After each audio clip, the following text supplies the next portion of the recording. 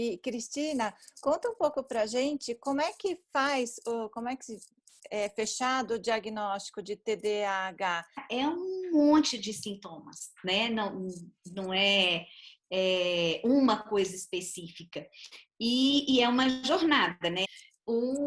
Eu digo que é uma via crucis, porque você começa a perceber alguma coisa vai mal, alguma coisa está fora do desenvolvimento normal, né? Como déficit de atenção, ou você chama a pessoa, se ela está intertida com alguma coisa, ela não te escuta, ela não te responde. Ela não dá conta de prestar atenção na leitura dela, ou ela tem um hiperfoco, ela foca mesmo, assim. Então, no caso do meu filho foi difícil porque ele adorava ler. Ler não era uma dificuldade, então ele lia e sempre leu. E aí as pessoas diziam para mim, déficit de atenção, como se ele para e lê um livro grosso? E daí precisa fazer algum, não sei se é tratamento ou acompanhamento? A maior parte das vezes, sim, precisa. Assim, resumindo, ele vai estar sempre colado com o psiquiatra, às vezes o psicólogo, tem fonoaudiólogo, tem o neurologista, né? E tem as mentorias, os coachings e as mentorias que estão surgindo agora. Não é uma coisa antiga, né? Que é um pouco da proposta da Santa Sapiência, que vem, vamos pensar no seu contexto. Pegando como fonoaudióloga, eu recebo alguns pacientes que têm problema de fala, porque não consegue perceber, a percepção mesmo, não é que eles têm problema de audição, mas a agitação é tanta que eles não percebem, por exemplo, a diferença do F e do V, eles não percebem a construção da frase direitinho. E aí eu vou sentá-lo na cadeira e vou fazer com ele? É muito difícil isso, né? É muito difícil. Então, agora com o teleatendimento, por conta da pandemia, assim, eu tenho um arsenal de coisas, porque cada um está de um lado, mas eu levanto, a gente treina, temos superpoderes, e a gente faz... E a gente brinca. E é no meio dessas coisas que vai... Agora, que vai acontecendo. Se eu coloco ele sentadinho e falo, repete para mim. Coitado dele e de mim. A gente tem que tentar, a gente tem um pensamento enquanto sociedade de enquadrar, né? Tem que ser assim. E quando a gente fala das diferenças, da inclusão, a gente está num certo boom disso, né? Assim, a gente tem falado muito, mas a gente precisa mudar muito de comportamento para que de fato isso aconteça. Vocês quatro têm uma experiência enorme como mães e os filhos já estão grandes. Como é que os filhos estão hoje e o que vocês esperam? Meus filhos têm 22 e 25 anos e nenhum deles terminou a faculdade, os dois trabalham. Não vou falar que são capazes de se sustentarem completamente hoje, não. E parte disso é uma história que eu acho super importante compartilhar aqui. Um deles estava na high school, aqui, né, naquela esqueci como é que chama no Brasil, antes Ensino de ir para a médio. faculdade. Ensino Isso, ensino médio. médio. E a gente estava tendo uma conversa, eu fui levá-lo para a escola e a gente estava tendo uma conversa e eu falei assim, você não precisa de ir na faculdade se você não sabe o que você quer fazer. Aí ele falou para mim assim, mas aí eu vou fazer o quê? Eu falei, ué, mas vai fazer o que você quiser. Ele falou, mas ninguém ensina a gente a fazer isso. Aí eu me dei conta que é realmente isso, né? A gente tenta encaixar eles naquelas caixinhas todas bonitinhas, e se não for naquela caixinha, aí a coisa complica. E realmente a escola não passa para eles, e nós, como pais também, não passamos para eles. Então, tem muita coisa do dia a dia para essa sobrevivência que eu acho que todos nós temos que compartilhar e estar muito mais presentes para fazer isso acontecer. É que às vezes fica pesado, porque a Mônica falou isso muito bem, né?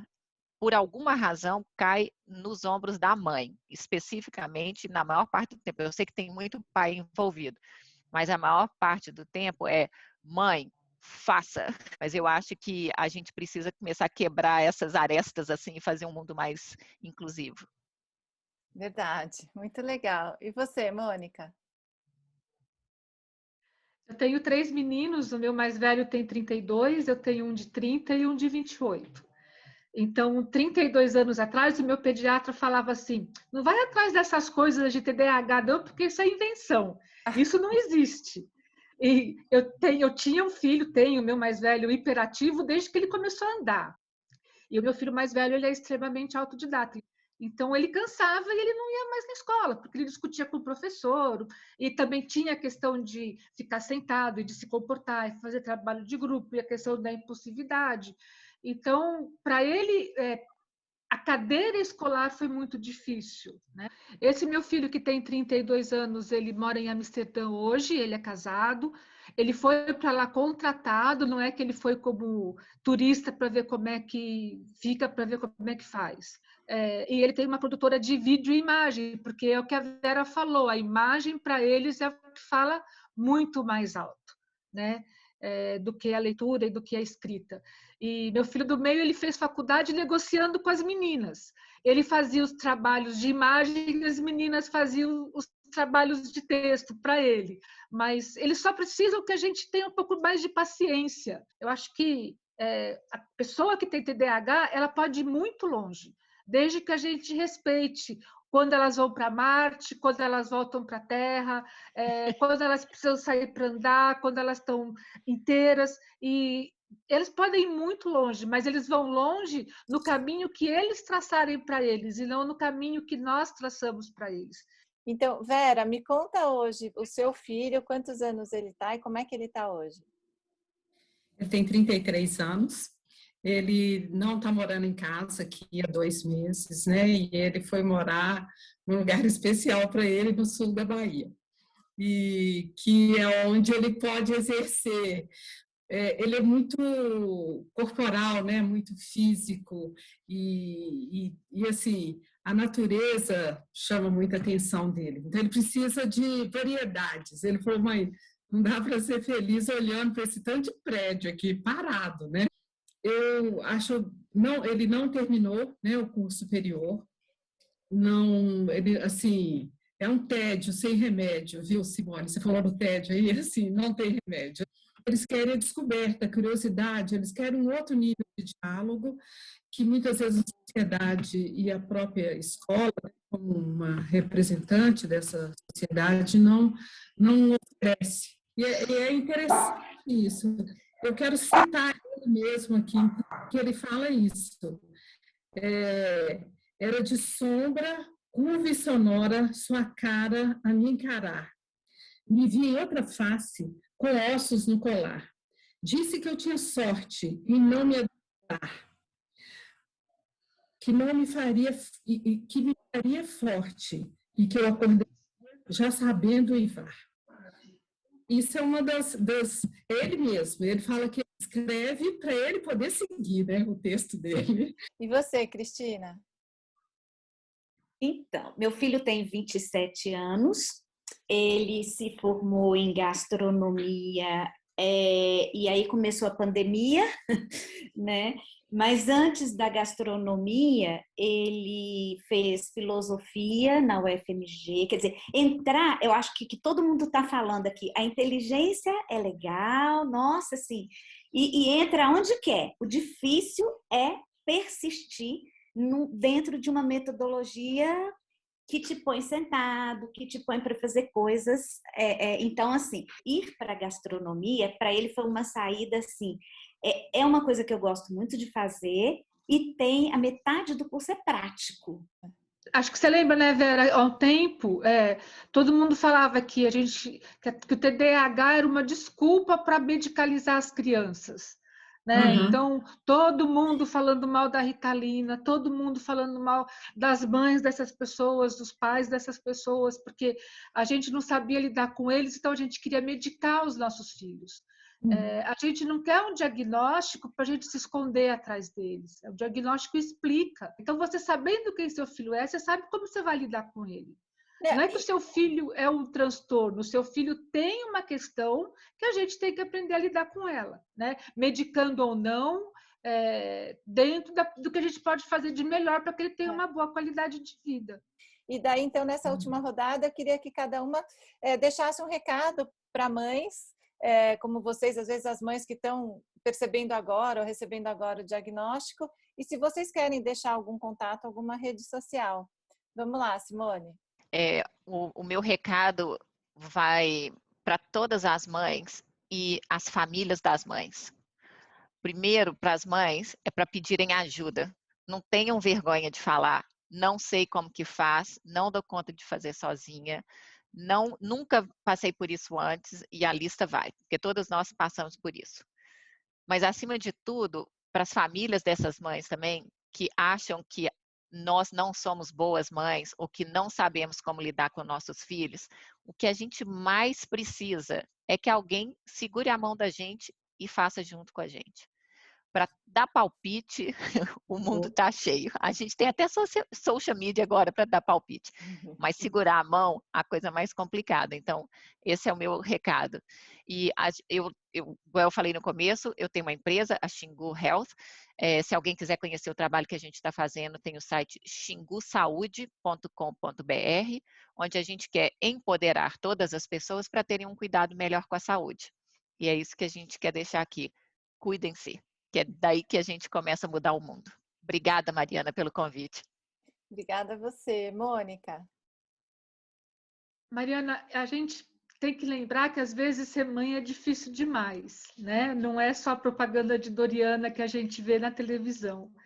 Então, que cada mãe tenha certeza de que ela está fazendo o melhor que ela sabe e o melhor que ela pode. E, às vezes, a gente realmente precisa pedir ajuda, né? E para essas horas de pedir ajuda é que a gente tem o Empatiai, porque a gente está disposta a ouvir, a caminhar junto, e a gente valida todo tipo de sentimento, porque a gente sabe que aquilo que a gente sente como mãe é verdade, né? Não dá para a gente falar, não é bem assim, não, é bem assim mesmo, né? A gente está no Instagram como @Instituto Empatiai, e a gente está de coração aberto para acolher, para ouvir, para ajudar a caminhar, porque como dizem aí pelas redes, né, ninguém solta a mãe de ninguém. Então, a gente tem que ter um grupo de mães que tenham uma sororidade bem forte para a gente caminhar juntas. Legal, obrigada. Você, Vera? Não, o nome Santa Sapiência, né, ele vem dessa exclamação constante das mães, tenha santa paciência. Então, a gente quer oferecer sapiência dentro disso. Mostrar que a gente encara essa batalha junto com outras mães. E é interessante porque no livro Mulheres que Correm com os Lobos, a história do patinho feio, ela ilustra para mim muito bem a questão desses filhos, que muitas vezes a mãe, né, ela não conseguiu entender quem é, nem a mãe, nem a escola, que não consegue entender quem é ele. E muitas vezes dá vontade de sussurrar no ouvido das mães, olha, o cisne nunca é bonito quando ele é pequenininho. Então, para ele crescer, deixa as plumas dele aparecerem. É isso. Legal. E você, Cristina? Não estamos sozinhas. Eu acho que é muito importante pensar nisso e falar mesmo dos sentimentos da gente, falar das dificuldades da gente, porque isso é valorizar, isso é pertencer, né? E à medida que a gente fala, a gente também trabalha para essa cidadania, para esse pertencimento, né? As nossas subjetividades e, de alguma maneira, a exclusão que a gente vive, né? A gente só vai sair dela quando a gente falar. Então, vamos nos unir, vamos falar e vamos ficar juntas. Eu acho que essa é a grande questão. Né? É isso aí. Então, é isso. É linda a união entre mulheres, a união entre mães, é muito bonito. Não é? Com certeza. Eu queria falar que foi uma alegria e uma delícia essa conversa e te agradecer pela oportunidade mesmo, né? Obrigada. Gente, adorei. Mônica, Simone, Vera Lúcia, Cristina, eu amei. E o Papo de Mãe tá de portas abertas, coração aberto para vocês. Porque mãe, né? Coração de mãe sempre cabe mais um, no Papo de Mãe também, viu? Um beijo grande para vocês.